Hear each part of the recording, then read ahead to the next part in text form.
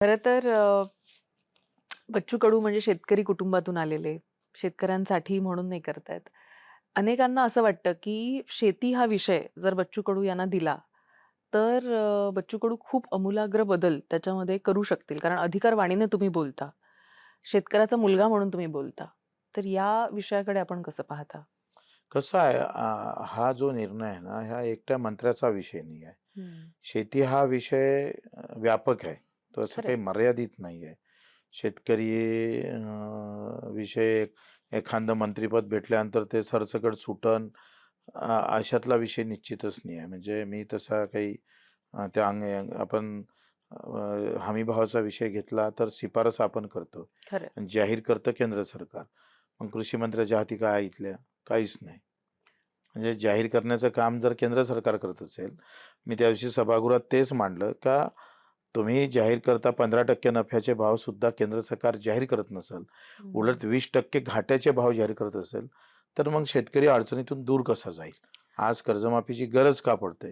अखेरी हे जे विषय आहे ना, हे विषय शेतकरी तसं आपण पाहिलं तर हा 75% विषय हा केंद्राकडे जातो. हं. उरलेला 20-25% हे राज्याकडे. जसं आयात-निर्यात धोरण केंद्र आखतं. शेतीमालाचे भाव केंद्र ठरवतंय. खतावरची सबसिडी केंद्र ठरवतंय. म्हणजे याचा जर सर्वांगीण आपण जर चिंतन केलं, तर आता केंद्रानं उलट कर्जमाफी द्यायला पाहिजे होती. आणि हं. म्हणून काँग्रेसच्या सरकारनं कर्जमाफी दिली. पण त्यांच्यानंतर भाजपच्या सरकारकडून आम्हाला केंद्र कर्जमाफीची खरं तर आवश्यकता आहे.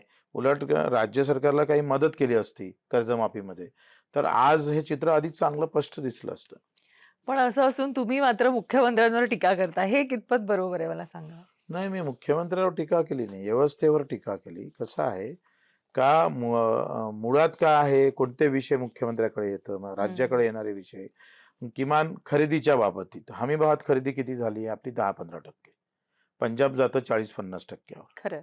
मग हे विषय अखेर राज्याचे आहे ना. हं. याच्यावर तिकडचा तुम्ही शेतकरी हा बिझनेसमन सारखा आहे. तो मोठा आहे. हं. त्याला इन्कम सोर्स त्याचा अधिक आहे. तसा हमी भाव किंवा तितका पैसा हा खेळता शेतकऱ्याच्या हातात नाही आज महाराष्ट्रातल्या. हां, तो काय झालंय मुळात शेतकऱ्याकडे पाहण्याचा दृष्टिकोन आपण 8वा वेतन आयोग करता देताना सरकार मोठं खुश असतं, आनंदी असतं. आता 7वा झाला, 8वा देताना खूप आनंदी असतं. हं. काय कारण का तो तो अधिकाऱ्याच्या हाती काय पैसा दिला 20% लोकांच्या, तर तो काय येईन मार्केटमध्ये येईन आणि शेतकऱ्याच्या हाती गेला म्हणजे तो काय लपून ठेवतो का? तो पण मार्केटमध्येच आणतोय. पण हं. हे जे पहिलेपासून बनलेली जी काही हे आहे ना विचारधारा आहे ती बदलवली पाहिजे. आता तुम्ही सांगा आता 8वा वेतन आयोग येणार आहे.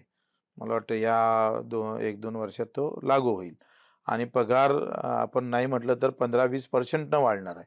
भाव किती टक्क्यावर राहणार आहे आमचे? हा सार्वत्रिक विचार मला वाटते सगळ्यांनी केला पाहिजे. मी त्याविषयी मंत्रालयात पण विधान परिषदमध्ये बोललोय, का तुमच्या 115 योजना ज्या आहे कृषी विभागाच्या त्या बंद करा आणि एकतर हमी भाव द्या मजबूत, नाही देणार होतं तर उत्पादन खर्च कमी करा. 2च योजना चालू ठेवा. 2 पैकी 1 चालवली ना, तरी मला वाटतं शेतकरी सुखी होईल.